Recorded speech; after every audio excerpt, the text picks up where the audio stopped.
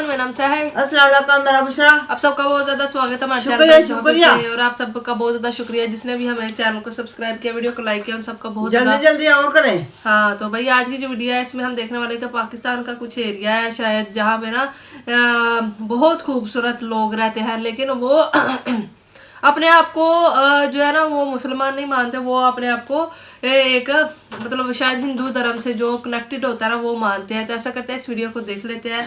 Please आप इस video को एंड तक देखिएगा, चैनल को करिएगा सब्सक्राइब। देखते हैं आज वीडियो। चलिए। आप मुस्लिम नहीं हैं? मैं तो कलाशी हूँ। छुट्टियाँ आपने की हुई है, ये भी कोई ट्रेडिशन का हिस्सा है? जी, हमारा कल्चर है इसमें। यह है पाकिस्तान और अफगानिस्तान के बॉर्डर पर स्थित हिंदू कुश की पहाड़ियाँ और इसी के घाटी में रहते हैं दुनिया के सबसे रहस्यमयी और खूबसूरत लोग। नाम है कलश जनजाति। कलश जनजाति के लोग मुस्लिमों से घिरे होने के बावजूद आज भी प्राचीन वैदिक धर्म को मानते हैं। आसपास में सिर्फ मुस्लिम आबादी होने के कारण उधर के मुसलमान कलश लोगों को हिंदू कुश के अंतिम काफिर या ऋग्वैदिक काफिर कहते हैं। 100 साल पहले इनकी जनसंख्या 1 लाख से भी ऊपर थी, लेकिन आखिर क्या कारण है कि इनकी आबादी घटती ही जा रही है और अब घटकर मात्र 4000 के करीब रह गई है। आप इस वीडियो में देखिए कि कैसे एक कलश जनजाति की लड़की मजाक में बहुत गहरी सच्चाई बोल देती है। पहले तो हमारी तादाद बहुत ज्यादा थी, हम लोगों ने तो पूरे चित्राल में भी 3000 साल हुकूमत की, पर मुसलमानों ने आके बाद में आके जब वो इस्लाम आई तो जब वो आए तो हम लोगों को मार के हम लोग को खत्म कर दिया। ये सच है, ये हिस्ट्री बताती है। मैं इस वीडियो में बताऊंगा कि आखिर कलश ट्राइब्स असल में किस धर्म को मानते हैं, किसकी पूजा करते हैं और किसके वंशज हैं। इसके साथ ही मैं इस जनजाति के बारे में बहुत सारे ऐसे रहस्यमयी बातें भी बताऊंगा जिसे सुनकर आप दंग रह जाएंगे। कृपया अंत तक बने रहिए। कलश लोग पाकिस्तान के चित्राल जिले में रहते हैं। यह क्षेत्र पाकिस्तान और अफगानिस्तान के बॉर्डर के नजदीक है। इनकी संस्कृति इनके आसपास रहने वालों से बहुत अलग है एवं बहुत पुरानी कही जाती है। असल में कलश लोगों की नस्ल के दूसरे लोग अफगानिस्तान के नूरिस्तान में भी रहते हैं। नूरिस्तान में रहने वाले ये लोग पहले पाकिस्तान की कलश घाटी में रहने वालों की तरह ही वैदिक धर्म को मानते थे, लेकिन बाद में उनसे जबरदस्ती इस्लाम स्वीकार करवाया गया। 1890 में अब्दुल रहमान खान नाम के एक आक्रांता ने इस क्षेत्र पर हमला करके यहाँ के लोगों को इस्लाम स्वीकार करने पर मजबूर कर दिया था। उसने यहाँ के लोगों को मुसलमान बनाने के बाद इस जगह का नाम नूरिस्तान रख दिया। नूरिस्तान में रहने वाले ये मुसलमान वैदिक धर्म को मानते थे। इसका प्रमाण यह है कि इस इलाके को पहले काफिरिस्तान कहा जाता था। काफिरिस्तान मतलब जहाँ गैर मुस्लिम रहते हों। आज भी स्थानीय लोग इस इलाके को काफिरिस्तान ही कहते हैं। लेकिन आप सोच रहे होंगे कि काफिरिस्तान के लोग जब मुस्लिम बन गए तो कलश घाटी के लोग कैसे बचे रह गए। आपको बता दें कि कलश घाटी जो कि अभी पाकिस्तान में है, उस समय ब्रिटिश इंडिया में आती थी एवं अफगानिस्तान से बाहर थी। इसलिए इस्लामिक आक्रांता अब्दुल रहमान कलश घाटी में रहने वालों को मुस्लिम नहीं बना सका। आप सबको पता है कि हजारों साल पहले समग्र संसार सनातन धर्म को मानता था, लेकिन आने वाले समय में कट्टर विचारधाराएं बढ़ती गई और नए नए मजहबों का उदय हुआ। कभी एक समय पूर्वी अफगानिस्तान से लेकर कश्मीर तक फैले इस वैदिक संस्कृति का आज इन इलाकों में नामो निशान भी नहीं है। कश्मीरी पंडितों का पलायन तो अभी हाल का विषय है। जितने भी सनातनी थे बलपूर्वक मुसलमान बना दिए गए, लेकिन कलश घाटी में रहने वाले लोग आज भी शुद्ध हैं। शुद्ध इसलिए क्योंकि हिंदू कुश की घाटियों में पहुंचना बहुत दुर्गम था। यही कारण है कि हाल के दिनों में भी वहां वैदिक धर्म बचा रह गया। लेकिन जैसे जैसे आधुनिकता बढ़ रहा है, वैसे वैसे इस पवित्र जनजाति पर इस्लामीकरण का खतरा बढ़ते ही जा रहा है। कलश जनजाति प्राचीन हिंदू धर्म के एक रूप का पालन करती है जो विभिन्न देवताओं और आत्माओं को पूजते हैं। यूनेस्को ने उन्हें 2018 में एक अमूर्त सांस्कृतिक विरासत के रूप में शामिल किया था। वे भारी मुस्लिम पड़ोसियों से घिरे क्षेत्र के एकमात्र बहुदेववादी जनजाति हैं। इसी कारण ये अपने साथ पारंपरिक हथियारों के अलावा अपनी सुरक्षा के लिए अत्याधुनिक हथियार भी रखते हैं। कलश घाटी हिंदू कुश के विशाल पहाड़ों द्वारा संरक्षित है, इसलिए वे इतने लंबे समय तक बाहरी दुनिया से कटे हुए थे। ऐतिहासिक रूप से कलश लोग 24,000 वर्षों से अधिक समय तक इन घाटियों पर हावी रहे हैं। हालांकि गंभीर धमकियों और उत्पीड़न का सामना करने के बावजूद वे अपने जीवन का भरपूर जश्न मनाते हैं। त्योहारों के दौरान कलश महिलाएं और पुरुष एक साथ नृत्य करते हैं और गाते हैं। उनके त्योहारों के समय कोई भी लड़की किसी भी लड़के से अपने प्यार का इजहार कर सकती है। इनमें शादी का अनोखा रिवाज है, या कहें कि शादी को लेकर खुलापन है। इस समुदाय में चौमास त्योहार के दौरान लड़की जिस लड़के से पसंद करती है उसके साथ चली जाती है। वो लड़के के घर जितने दिन चाहे रह सकती है, उसके बाद अपने घर लौट आती है। इसके बाद मान लिया जाता है कि लड़की उस लड़के के साथ शादी करना चाहती है। इसके बाद दोनों की शादी करा दी जाती है।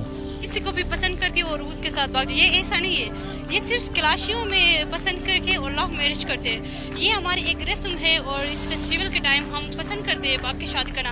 अगर गैर मुस्लिम होकर या गैर मजहब के साथ वो भाग कर शादी करे वो हमें मुनासिब नहीं लगती, हमें बहुत बुरा लगता है। जब क्लाशी अपने मजहब में क्लाशियों के साथ भाग कर शादी करते हैं तो हमें अच्छा लगता है, वो हमारे कल्चर है। कलाश समुदाय के लोग मिट्टी और लकड़ी से बने घरों में रहते हैं।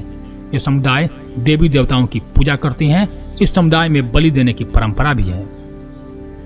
कलश समुदाय में किसी के निधन पर शोक मनाने का रिवाज नहीं है। इस समुदाय में किसी की मौत पर उत्सव मनाया जाता है। समुदाय के लोग नाचते गाते हैं और जश्न मनाते हैं। समुदाय का मानना है कि ऊपर वाले की मर्जी से कोई धरती पर आता है, उसकी मर्जी से चला जाता है। इसमें रोने की कोई वजह नहीं है। हिंदू देवता भगवान शिव को कलश जनजाति में महादेव के रूप में जाना जाता है। भगवान इंद्र को इंद्र या वरेंद्र के रूप में जाना जाता है और भगवान यमराज को इमरा के रूप में जाना जाता है। उनका एक प्रचलित त्योहार है चौमोस, जिसमें वे भगवान इंद्र और भगवान शिव का बखान करते हैं। भारत के विभाजन के समय कलश घाटियों में कलश की कुल आबादी लगभग 30,000 आंकी गई थी, लेकिन पाकिस्तान के निर्माण के बाद उनकी संख्या में तेजी से गिरावट आई है। अब चित्राल जिले की इन घाटियों में केवल 3800 कलश रहते हैं। अधिकांश कलश बहुत करीब हैं, क्योंकि वे ज्यादातर कृषि, पशुपालन और घाटियों की उपज पर निर्भर हैं। शहरों के लोग अक्सर इस्लाम अपनाने के लिए सहमत होने पर उन्हें रोजगार देने का लालच देते हैं। पिछले 2-3 दशकों में सड़कों की सुविधा हो जाने से धर्मांतरण का खतरा भी घाटियों में बढ़ गया है। अब कलश युवकों का जबरन धर्म परिवर्तन बढ़ गया है। नाबालिग कलश लड़कियों का अपहरण किया जाता है और उनकी शादी किसी मुस्लिम व्यक्ति से कर दी जाती है। कलश लोगों का ऋग्वैदिक रीति रिवाज इतने अक्षुण्ण है कि बौद्ध धर्म, जो कभी अफगानिस्तान के निकटवर्ती क्षेत्रों में फैल गया था, फिर भी कभी हिंदू कुश की सुदूर घाटियों में प्रवेश नहीं कर पाया। कलश घाटी के लोग अपनी ऋग्वैदिक परंपराओं और रीति रिवाजों का पालन करते रहे हैं, लेकिन अब मुस्लिम क्षेत्र में एक सूक्ष्म अल्पसंख्यक समुदाय होने के नाते कलश को जीवन के इस्लामिक मानकों के अनुरूप होने के लिए लगातार खतरों का सामना करना पड़ता है और उन्हें अपने प्राचीन जीववादी विश्वास और उनकी ऋग्वैदिक प्रथाओं को छोड़ने के लिए कहा जाता है। स्थानीय लोगों ने उन्हें आर्थिक लाभ और बेहतर इलाज के लिए इस्लाम स्वीकार करने के लिए मजबूर कर दिया है। कलश घाटियां अब इस्लामी चरमपंथ से त्रस्त हो गई हैं। घाटियों का तेजी से बढ़ता इस्लामीकरण बहुत चिंताजनक है। स्थानीय लोगों का मानना है कि अगर सरकार और विश्व संगठन हस्तक्षेप नहीं करते हैं तो अगले 10 से 15 वर्षों में पूरी जनजाति इस्लाम में परिवर्तित हो जाएगी। और अफसोस है हम हिंदुओं के लिए कि हमने अपनी सबसे पुरानी जनजातियों में से एक को फिर से गुमनामी में खो दिया या खोने जा रहे हैं।